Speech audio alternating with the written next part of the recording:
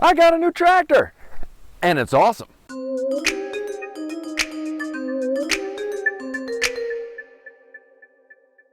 Let me tell you about this. It's so exciting. You guys have been asking. I've been talking about it for weeks and months, I feel like, at this point, and it's just been crazy, this ordeal about trying to find a new tractor, right?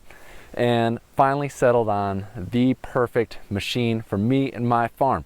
I had to, I didn't want to release a video of me getting it the day of because honestly, I have to be honest with you guys, I had to beat the snot out of it first. If I'm gonna give this tractor a review, if I'm gonna tell you about it, if I'm gonna have it, free plugs on this channel, so many bugs around me right now. If it's gonna be on the YouTube channel, I had to beat the snot out of it. Let me tell you what I've discovered so far. So, what tractor is it? It's a Mahindra 5570 shuttle transmission, 71 horsepower, lots of wham bam, thank you ma'am, force in this freaking machine. It's so good. Let's start at the front and work our way to the back. The loader on it is one of the main reasons why I chose this specific tractor. I don't know how they do it, but those geniuses over at Mahindra, this in the same horsepower class as comparative models in John Deere, Kubota, Coyote, this front end loader lifts way more, like 600 to 800 pounds more than those comparative tractors.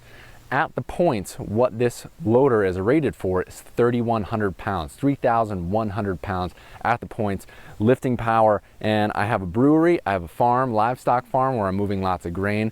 I have 52 acres of really diversified property to manage. I need a loader that has a bucket on it that I can lift some serious stuff. And I also need forks that I can pull stuff off the back of trucks. And in the winter, when I'm keeping the brewery going, this machine is going to be crucial because our forklift doesn't really do that well in the winter. No forklift does that well in the winter. So this is a big, big, important thing for me going forward. Look at these tires. These tires are awesome.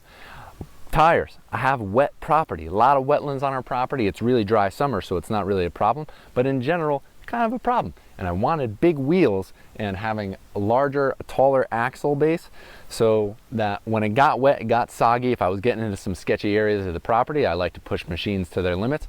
I'd be able to get in and get out. Got some brand new ag tires on these guys. The rear tires are loaded with 146 gallons of beet juice to add extra weight. If you do 146 times 8, that's a lot of extra weight, really low to the ground. They're filled 80% with that juice. This is a new concept. I'll do a video in the future. But loaded back tires, for those who know what I'm talking about, agricultural tires, which means I got these big treads on here and just larger wheels. To give you, comparison, the front wheels, these rims right here, I can never do this on camera, but the rims right here, they're the same size rim as the rear tire on my old John Deere. I'm a guy who loves details. Look at this. Toolbox. It's got a toolbox. I love toolboxes. Cockpit on the tractor, really, really comfortable. Could use a little bit more leg room, but oh, what's this? My seat actually works. I can slide forward and backward. It's the little details when you go from an old tractor to a new tractor that make all the difference. It's a shuttle shift transmission, which means my forward and reverse is right on the steering column.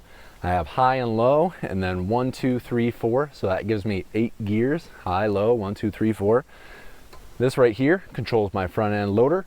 This right here controls whether or not the PTO shaft is driving in the back. Show that in a second. I got controls for raising and lowering the sway arms in the back. And then here, I have a set of remotes, hydraulic remotes in the back that I have separate controls for those. I'll run through all this stuff in more detail in future videos. This is just a tractor overview. Then we're in the back of the tractor, got my PTO, power takeoff. If it's a 71 horse tractor, it's a 61 horsepower power takeoff on the back. I have a 5-foot brush hog on this machine, which used to be big for my other machine, looks comically small on this machine. Let me tell you the difference brush hogging with a 45 horsepower mower versus a 71 horsepower mower. Big difference. I can mow a lot more. It mulches the grass more than just knocking it down. So it's mulching, which means the grass disintegrates a lot quicker and incorporates into the ground. It's a better experience. When I hit rocks, it's a little bit more dramatic, but that's a bush hog video for the future. In the back of this machine, a bunch of clever stuff with how you hook up the 3-point hitch, makes it easier to get implements on and off. I got 2 sets of remotes here if I had 3-point implements that needed extra control. I have that. and just all in all, clean, tidy, straightforward in the back here. All in all, super happy with this tractor, really happy. It's amazing to have more horsepower, have a machine that actually turns on and doesn't burn oil. It has a lot of good gizmos on it. A lot of my problems or frustrations might be a little bit, just getting used to this style of equipment. I would change a few things, I would add a few dimensions, subtract a few dimensions, style, lay out things maybe a little bit differently based on my comfort level, but that's me as an operator. There is, however, one critical design flaw with this machine that just has me so frustrated and so curious. What the heck were they thinking when they built it this way? And it's so obvious and it's so terrible, but I'm going to talk about it on the next video. Subscribe to the channel. You're going to hear about what the major design flaw with this Mahindra 5570 is. And until next time, I will see you out in the field.